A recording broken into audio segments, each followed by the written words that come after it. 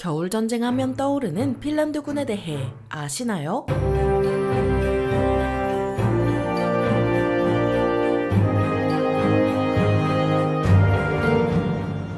안녕하세요. 지식 스토리입니다. 이번에는 징병제인 탓에 군 생활이 한국과 비슷한 핀란드군에 대해 알아볼 텐데요. 핀란드 방위군은 핀란드의 군대로 핀란드 육군, 핀란드 해군, 핀란드 공군으로 구성되며 전시에는 핀란드 국경수비대 또한 핀란드 방위군의 일부가 됩니다. 오랜 기간 스웨덴 왕국의 영토로 지배받던 핀란드는 19세기에 제정 러시아에 의해 식민지가 되지만 러시아 혁명을 틈타 독립하게 됩니다. 1918년 1월 25일 핀란드 방위군이 창설되자마자 적위대와의 내전에 시달리게 되는데요. 하지만 핀란드 방위군에는 독일군에서 훈련받은 1800명의 정예병이 있었고 결국 적위대와의 내전에서 승리한 핀란드는 1920년 소련과 타르투 조약을 맺어 내전의 종지부를 찍습니다. 내전에서 승리한 핀란드 방위군은 세계 사단과 한 개 여단으로 조직되었고 향후 20년 동안 기본 편제가 되었습니다. 전강기 동안 핀란드 정부는 징병제를 시행하고 동원제도를 정비하고 동원 훈련을 의무화했는데요. 당시 핀란드 방위군의 의무 복무 기간은 1년으로 스칸디나비아의 어떤 국가보다 길었지만 국방비 지출에 대한 정치적 반대로 인해 군사 장비를 마련하기 어려워서 어쩔 수 없었습니다. 이 때문에 1939년 11월 핀란드 방위군은 군사 장비를 제대로 갖추지 못한 상태로 소련의 침공을 맞이하게 되는데요. 하지만 만네르하임 원수가 이끄는 핀란드 방위군은 여러 차례 소련군을 격파했고 이러한 성공은 모티 전술 덕분이었습니다. 모티 전술은 쉽게 말해 포위 전술로 스키를 타고 숲속을 빠르게 돌아다니며 적군을 포위 섬멸하는 전술입니다. 핀란드는 겨울전쟁에서 독립을 지켜냈지만 모스크바 평화조약에 따라 영토의 9%를 소련에 양도했는데요. 겨울전쟁으로 핀란드 방위군은 25,904명이 전사했지만 소련군은 무려 16만 7,976명이나 전사했습니다. 하지만 핀란드의 평화가 찾아오기는 일렀고 1941년부터 독일과 함께 계속 전쟁에 참전했습니다. 독일의 지원 덕분에 핀란드 방위군은 더 나은 수준의 군사 장비를 갖출 수 있었고 복무기간이 2년으로 늘어나 16개의 사단을 편성할 수 있었는데요. 핀란드 방위군은 바르바로사 작전으로 소련군이 약화된 틈을 타 잃어버린 영토를 빠르게 되찾았습니다. 잃어버린 영토를 되찾은 핀란드 방위군은 이참에 소련으로 밀고 들어가기로 정했고 1941년 12월 카렐리아를 침공합니다. 하지만 1944년 6월 카렐리아 공세로 밀려난 핀란드 방위군은 수세에 접어들었는데요. 소련의 목표는 핀란드 방위군을 격파하고 핀란드의 무조건 항복을 받아내는 거였지만 핀란드 방위군은 만만치 않았고 결국 목표는 달성하지 못하게 됩니다. 1944년 말 핀란드 방위군은 재편성에 들어갔고 1947년 파리 조약에 따라 핀란드 방위군의 규모와 장비가 제한됐지만 동원제도는 아무런 제약 없이 그대로 이어졌습니다. 1960년대 초까지 국방비는 최소한으로 유지되었는데요. 하지만 냉전이 정점에 달하자 핀란드 정부는 국방비를 늘리기로 정합니다. 덕분에 새로운 무기체계가 도입되고 새로운 부대를 설립할 수 있었죠. 1968년부터 핀란드 정부는 가상 적국을 상대로 넓은 토지를 활용해 지연전을 펼치는 방어원칙을 세웠습니다. 이 같은 방어원칙은 핀란드 방어를 위해 사회의 모든 자원을 동원하는 총체 방위로 보완되었습니다. 핀란드의 목표는 자국 영토에 대한 군사 행동을 방지해 전쟁이 벌어지지 않도록 하는 거였는데요. 소련에 호되게 당했던 핀란드는 1991년에 소련이 무너지고 난 뒤에도 이 같은 방어 원칙은 깨지지 않았습니다. 겨울전쟁과 계속된 전쟁은 핀란드 방위군에 큰 영향을 끼쳤고 유럽이 군비를 축소하는 와중에도 징병제와 대규모 예비군을 유지해왔는데요. 핀란드는 러시아와 1340km의 국경을 공유하고 있기에 전시에는 28만 명을 동원할 계획이고 이를 위한 예비군은 최대 110만 명으로 상당한 규모를 자랑하죠. 하지만 8억 유로의 국방비가 절감되면서 군관군은 2014년에 폐지되고 그 역할은 지역 사무소로 넘어갔습니다. 핀란드 해군은 본부와 4개의 여단급 부대로 구성되며 핀란드 공군은 4개의 여단급 부대로 구성되는데요. 동원 훈련은 주로 핀란드 방위군이 담당하지만 핀란드 국방훈련협회의 지원을 받습니다. 핀란드는 징병제를 시행하는 몇 안 되는 국가 중 하나로 18세 이상의 모든 남성은 6에서 12개월간 복무해야 하며 매년 약 2만 7천 명의 징집병이 훈련받습니다. 징집병은 기초군사 훈련을 받은 후 주특기를 익히기 위해 다양한 부대로 배치받습니다. 특별한 기술이 필요하지 않은 사병은 6개월간 복무하고 특별한 기술이 필요한 사병은 9개월간 복무하며 최대 12개월까지 복무할 수도 있습니다. 그리고 부사관 또는 장교 훈련 대상자로 선발되면 복무기간은 12개월로 고정되는데요. 복무를 마친 징집병은 훈련 성과에 따라 예비군 계급을 부여받으며 이에 따라 41, 75일 100일의 동원 훈련을 받아야 할 의무가 있습니다. 군복무는 학업, 직장 등 개인적인 사유로 28세 생일까지 연기할 수 있지만 개인적인 사유로 면제받을 수는 없습니다. 징집병에게는 의식주와 의료 서비스가 제공되며 복무 기간에 따라 일당 5.15에서 12유로를 받는데요. 월당 154.5에서 330유로를 받는다는 것으로 급여가 적은 대신 징집병이 복무하는 동안 발생하는 임대료와 전기요금을 주에서 냅니다. 군복무나 동원훈련 등의 이유로 직원을 해고하는 건 불법이죠. 군복무는 한국군과 비슷하지만 대부분의 징집병은 금요일에 막사를 떠날 수 있으며 일요일 자정까지 돌아와야 합니다. 다만 국가 비상사태에 대비해 일부의 징집병이 주말에도 근무합니다. 핀란드 법은 국방의 의무를 수행하지 않는 남성에게 173일의 징역형을 선고하도록 규정하고 있으며 여성은 1955년부터 자원 복무가 가능했는데요. 징집병으로 자원한 여성은 6주간의 심사를 거치며 이 기간에도 특별한 사유 없이 복무하지 않을 수 있습니다. 다만 6주간의 심사를 마치면 남성과 같은 법률과 관할권이 적용되며 보병부터 특수부대까지 모든 병과에서 복무할 수 있습니다. 핀란드 방위군은 소련과 싸우고 독일의 지원을 받았던 만큼 독일제와 소련제 장비를 많이 사용하는데요. 독일제 주력 전차인 레오파르트2를 200대가량 운용하며 소련제 궤도형 장갑차인 BMP2나 MTLB도 운용합니다. 다만 차륜형 장갑차는 전부 핀란드제이며 각종 야포도 핀란드제와 소련제가 섞여 있지만 K9 자주포도 33대 도입해서 운용하고 있는데요. 2024년까지 46대를 추가로 도입해서 총 96대를 운용할 계획이죠. 핀란드 방위군의 징집병들이 군생활 내내 함께하는 제식소총은 7.62RK6인데요. 생김새와 제식명에도 알 수 있듯 AK-47을 면허 생산한 이 돌격소총은 AK-47과 마찬가지로 7.62-39mm 탄을 사용합니다. 하지만 7.62RK6는 1965년부터 현역이었다 보니 후속 모델로 RK-95TP가 등장했고 2만 정가량 생산되어 배치되었습니다. 핀란드 방위군에는 공격 헬기가 없지만 NH-90을 20대 운용하고 있는데요. 이 헬기가 얼마나 악명 높은지는 해당 영상을 참고하시면 좋을 것 같습니다. 핀란드 해군은 포잔마급 초기함 4척을 도입할 예정이며 미사일 고속정 8척, 기뢰 부설함 5척, 소해정 13척 등 상대적으로 규모가 작은 편입니다. 핀란드 해군의 절대 다수는 상륙정이 차지하며 특이하게도 해안포로 135-3TK를 운용합니다. 제정 러시아로부터 독립할 때도 해안 요새를 점거한 거 보면 해안포는 핀란드 방위군의 전통인 것 같은데요. 핀란드 공군은